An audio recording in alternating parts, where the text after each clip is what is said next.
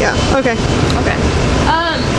What are some favorite things about this tour so far? About this tour, well, a ton of kids are coming out. So, The lineup is so solid. Every band is so good. Every band can stand alone on their own tour, you know, and every band is really good. So it's like, and it's all bands from different genres, like different kinds of bands, you know. So it makes it a good package. but I think that's what's bringing out a lot of the kids is being able to see a diverse lineup like that, and also, you know, maybe you have fans of the story so far and 16 Guns that maybe don't know us and the other bands, and then we can play for those people, and then maybe there might be people that just come out for maybe us and Rotting Out or something like that, that want to see the other bands as well. Give me a brief history of the band. Brief history. Yeah, I mean, been a band as Such Gold, as a unit for almost 5 years now, which is pretty crazy. Think about. I actually thought about that the other day. yeah, it's been a long time. Oh fuck! The last 5 years of my life. There you go. A lot of the first years, we were touring off only like a few EPs, but we were going hard and doing a lot of like DIY stuff, like from the start. Pretty much just toured constantly as much as we could, just good or bad, and then we made a lot of friends, and people started hearing the band, and we started getting people wanting to put us on their tours and stuff. So then it's kind of just snowballed from there into something like this. What is the origin of the band name? It's literally, I think, the band, like, I started writing songs for this band like 8 years ago or something. Like, there's some of the songs on Stand Tall I wrote when I was like 16, and we had an original drummer that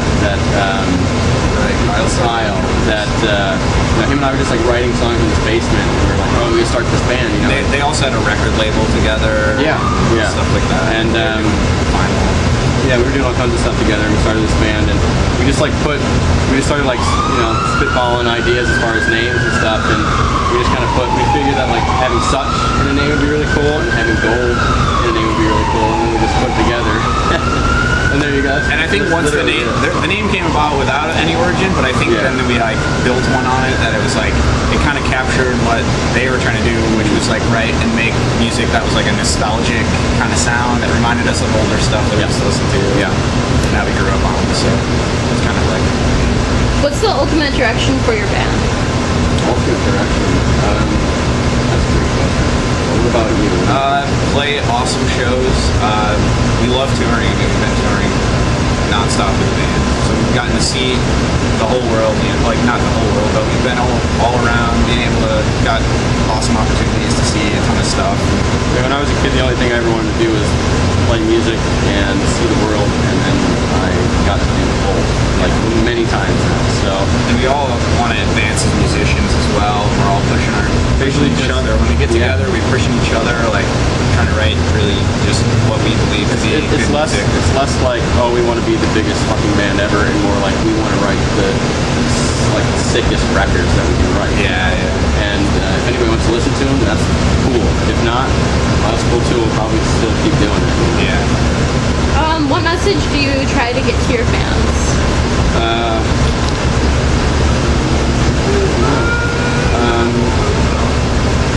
Well, I think through the music that we write, we try. I think like we try to say, hey, like be creative in the music that you write, like thoughtful, and also I guess lyrically. I can't really speak for the lyrics. Neither of us write any of the lyrics. We don't write the lyrics. But I think musically, it's about just being creative, Kind of just being yourself, like bringing something new to the music. do whatever the fuck you want to do that makes you happy, pretty much that kind of thing. That's Playing fun, aggressive, like energetic music makes us happy. So. We're trying to expose, like when we do headline tours and stuff, which isn't often. We want to try and expose people to the bands that we really like and music that we really like, and kind of just,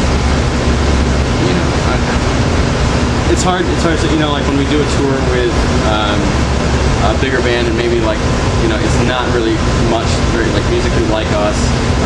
You know, we want to kind of try and like I guess show kids like what we're about musically, like what we listen to, and kind of like expose kids to that, and maybe from there, you know, by exposing them to a band like us, like a punk band, maybe they'll check out more bands that we grew up on, that kind of thing. And exposing kids to better music than maybe what you hear, maybe more than what's like super popular. What is your creative process? As far as writing, that's pretty much all. Yeah, the guys are always writing. Ben and Nate write a lot of the riffs guitar-wise, and everyone's always playing, even when we're on tour. We write most of the stuff on tour. Everyone just stays writing. Creative process. It starts with the guitars, and it's mostly just riffs, and then we add like drums, and then we kind of formulate the structure of a song. And a lot of bands maybe start with lyrics or start with like a vocal melody or ideas there.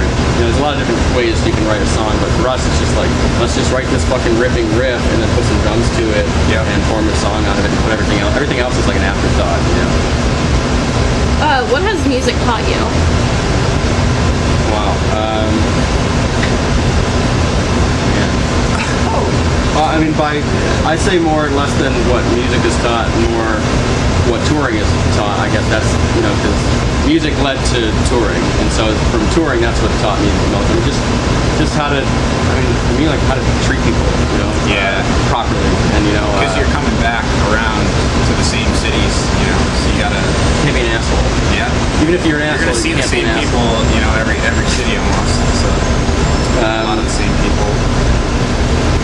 It kind of just teaches bands, like you learn how to within our own band, we learn how to function and be like basically a family, basically like it's a relationship, it's like and it's like, well, we're out here for fun, and we play music, but it's also there's the business aspect to it. And it's, you learn a lot about the music industry and about the business, and just kind of like how the internal structure of everything works for a show like this. Like we pretty much know. I pretty much know everything that goes into making a show like this happen, and then you've got all these people here, doing various levels of production, sound and lighting, and just stuff like that. You kind of just learn the inner workings of how a show works and even comes together.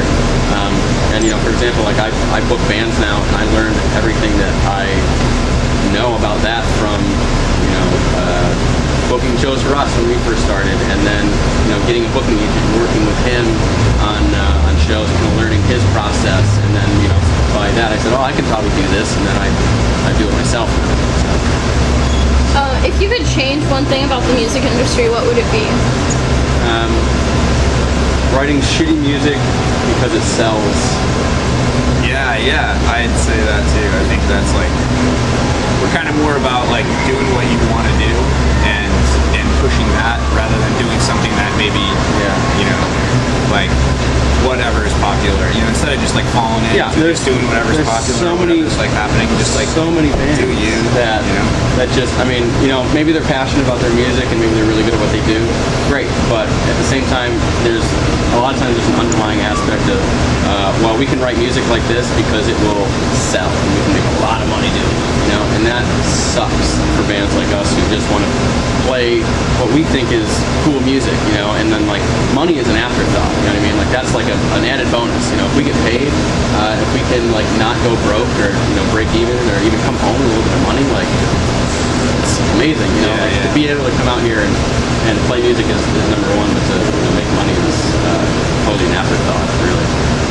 What made you guys continue as a four-piece instead of finding a new guitarist? Ben writes a lot of the music already. He's been writing for the band already, and he's been writing guitar parts for another guitar player. But now it just makes way more sense for him to be just playing and writing guitar for him to play.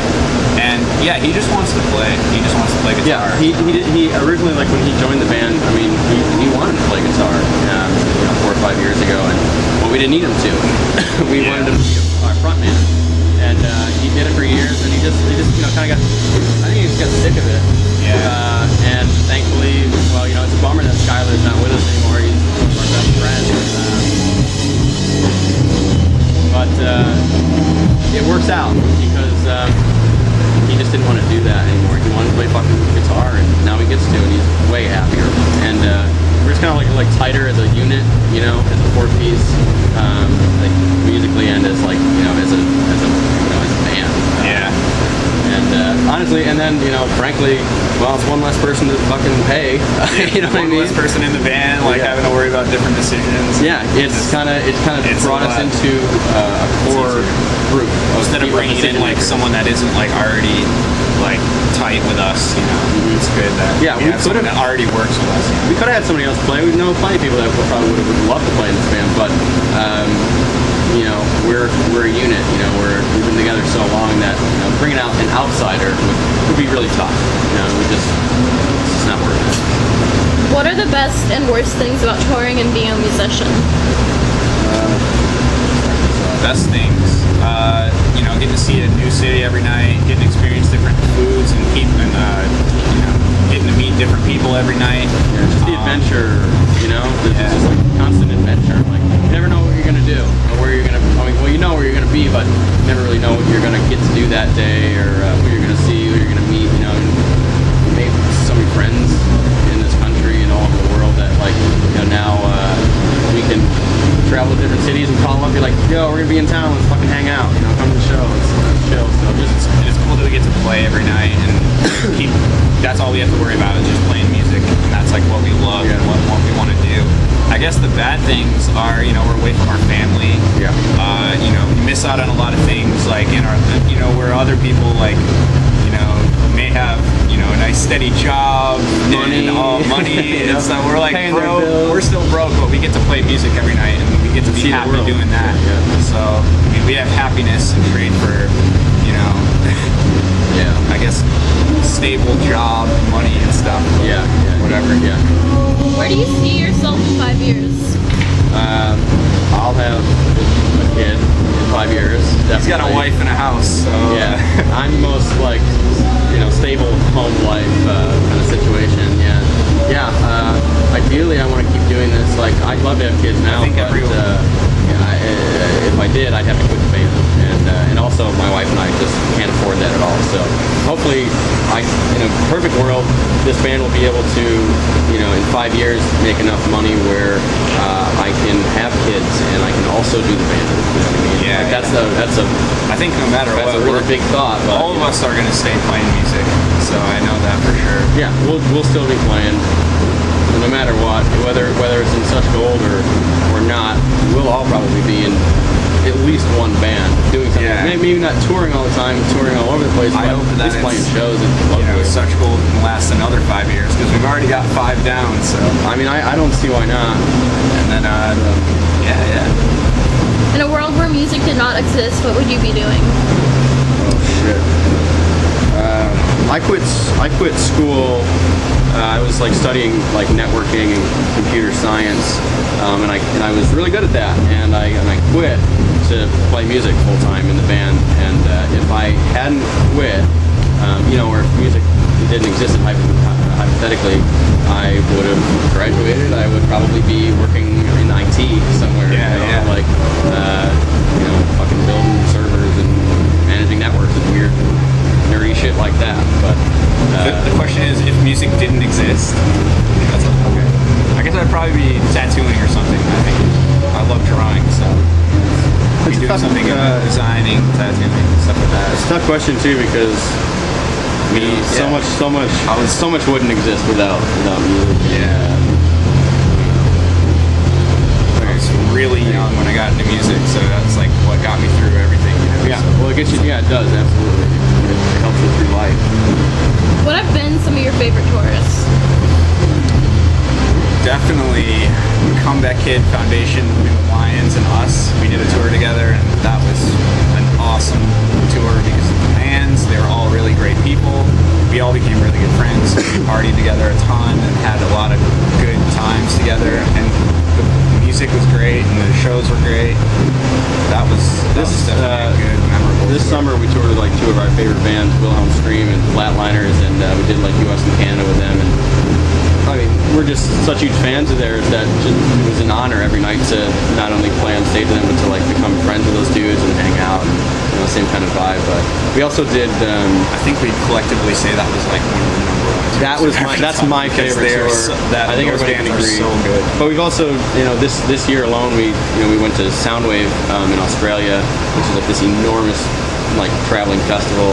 We got to see like Metallica play, and we got to just like hang out with all of these people that we knew, like in other bands in fucking Australia.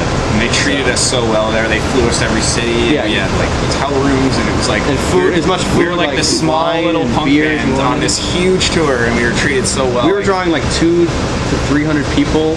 Yeah. And like we still had the same treatment as like a band that was drawing like 2,000 or 3,000. Yeah. So we were really more lucky to be able to do that tour. What's one thing from home or from tour? Yeah, from home that you can't leave without on tour? The phone. Yeah. Headphones. It's like toothpaste. Yeah, toothbrush, toothpaste, headphones. I always bring my stuff to draw. I love drawing, so I always bring like pad and paper. So it's like you have to, like in this day and age, doing something like this, you really have to have a smartphone because you're constantly trying to be connected with, your band and your loved ones, or a lot of us, do business on the road. I have to have at least a phone and a connection to the internet at most times. You have to have a do smartphone with a camera that you can take selfies with. Yeah, it's constant selfies. What are You can keep that out of it. That's off the record. Oh, what are some funny memories? There's a lot. Well, okay. What about Japan from this year? I think anytime that our original like merch guy was with us, we had this merch guy who was with us from the start, just like a friend of ours. His name is Orok. He was like a party animal, and like we would always get into all sorts of kind of like trouble or whatever. Not even trouble, but he would just be out of control like every night. So we'd always like get into all sorts of different things. I think of Japan with RJ and Orok, and they were out all night drinking, and we had to fly home the next night, and they were out all night drinking. We didn't even know where they were. Their phones were dead. Like we were just hoping that they would like come back. And they did make it back into the room somehow. But I see their pants, and I don't know. I always suck at this question though, because there are a lot. It's tough. Yeah, that's the thing. It's a tough question because there's just so much, from doing it for as much as we have for 4 years. I mean, we've had some fucking wild times, done a lot of fun shit, and but yeah, anything I'm to do bad with at storytelling. I also horrible with it, but yeah, anything that we've done with our old merch guy Orok is just been a riot. What's your favorite place to eat while on tour? Thai food. Yeah, agreed. Straight up, that's it. And burritos when we're in California. Yeah, fish tacos. There's actually like Mexican food.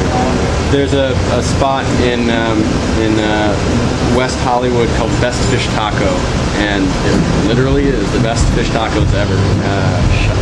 And that's my favorite place for sure. What's your favorite venue to play?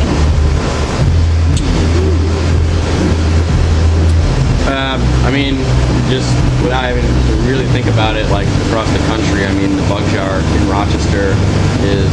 That's true, actually. I agree. It's hard to really think about like how many venues we played, and I can't really, a favorite is always going to be the Bug Jar, and that's in Rochester. That's like our hometown, small little bar. Like the bar is really cool, well designed. Like they have like a living room on top of this, like on the ceiling. Yeah, hanging it's down. a living room, a kitchen with like a fridge, a dining room table,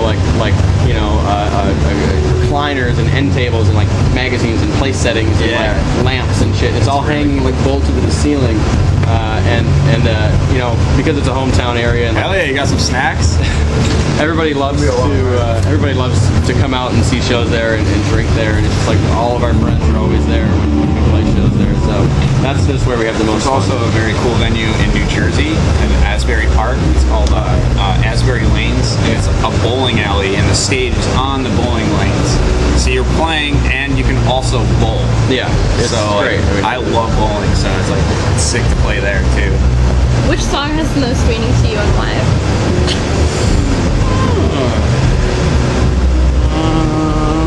hard to say without having written the lyrics. I'll say I'm gonna go with the easy one. I'll just say 4 Super Bowls, no rings, because it's talking about like it kind of just is like representative of like where we're from. Yeah. Kind of just says like It's like that's like the first song we ever wrote. yeah, and yeah, I know. I wish we didn't use like an older one. Well, I would say like, But that one's just like it's just talking about like the rough winters we got, and we named it after our favorite football team. I don't know, it's just like stuff like that. It's like I'd have to say probably like You Are Your Greatest Threat. When I wrote that song, like musically, like guitar parts and stuff, and I mean, like, you're right. and then lyrically, I like it because of just the way the song flows and just how, like I just love the parts and everything. And it means a lot to me, like playing those like very melodic chords and stuff. But lyrically, Skylar wrote those lyrics, and I believe they were, about dealing with depression and, like taking drugs for that. And I used to do the same thing, and I'm actually, clean from antidepressants and stuff. And so, kind of reflecting on that and reflecting on the song and stuff. That would probably be the most meaningful. What has been your most embarrassing experience on stage? Oh. Nobody's like shit themselves ever, which is good. Yeah. I fucked up a ton of times. That's pretty embarrassing. It's always I like fucked up one time where it was like I went into a different part completely from like what the part actually was, and it was just like I felt like I was on stage at like a talent show in high school or something like that. Embarrassing. It just really brings you back. So like, oh fuck, man. Yeah. I think probably the same thing for me. Like, there's probably parts in songs where like it's just me playing, and God, if you fuck up a note or like flub a note or something, like, I mean, everybody's gonna hear that, and I've done that a few times, and it's just like, it just really bums you out. Yeah. It's so embarrassing. Does anyone in the band have any nicknames? Well, yeah. John Markson, our bass player, we call him Steel Wolf. Steel Wolf. He looks like a wolf. I think it came from. Skylar made it up. He called him Because it was Steel Wool because Steel of the beer Wool. or something, That's and right. then somehow it morphed into Steel Wolf, and so that just stuck. And then he says that Steel Wolf is his spirit animal or something. Yeah. I have one that I dare not share because it's horrible. That everybody calls me. I'm not going to say it, but I do have one. But what about? Sometimes I call Devin and Ben Dingus and Dongus. Oh yeah. If they're like fucking up or fucking around somewhere, we got to do something or something like. I don't know where Dingus or Dongus is. So something like that. If you were to describe yourself in a simple word choice, what would you say?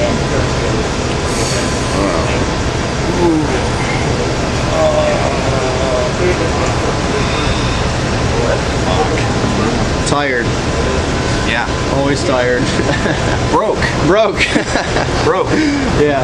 Broke ass motherfucker. Broke as fuck. What has been some of your influences? I mean, musically, Shreddy punk band. Wilhelm Scream, Propaganda, shit like that. After the Fall. Otherwise, getting to play music every day in front of people. And, I mean, what we get to do out here influences me to fucking keep doing it. You know what I mean? Playing music is fun, and sometimes this is a lot of work. It's a lot of work, and sometimes it can be very tiring, and you get really worn down. Sometimes you're like, I don't even know why the fuck I do this anymore. But then something that like happens out on the road brings you back, and you realize, oh, this is why I do this. So definitely just touring and all the experiences involved in that. Definitely a big influence on me. Is there any music in the works? Oh yeah.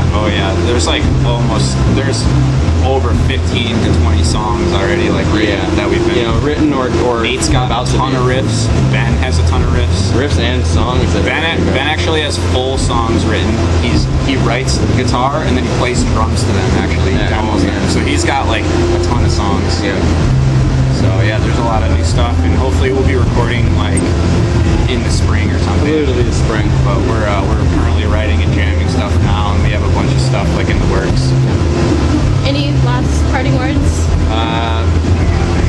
very good. So Yeah, thank you. thanks. They didn't Thanks suck, for good which is questions. always really a pleasure.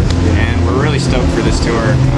It's just the start of it, so hopefully we'll see what comes of it. Third day. Yeah. Third day, so there's a long way to go, and it's going to be a trip. It's going to be a trip for sure. Well, that's all I have. I need to take some portraits of you guys. Sure. And you can stop that.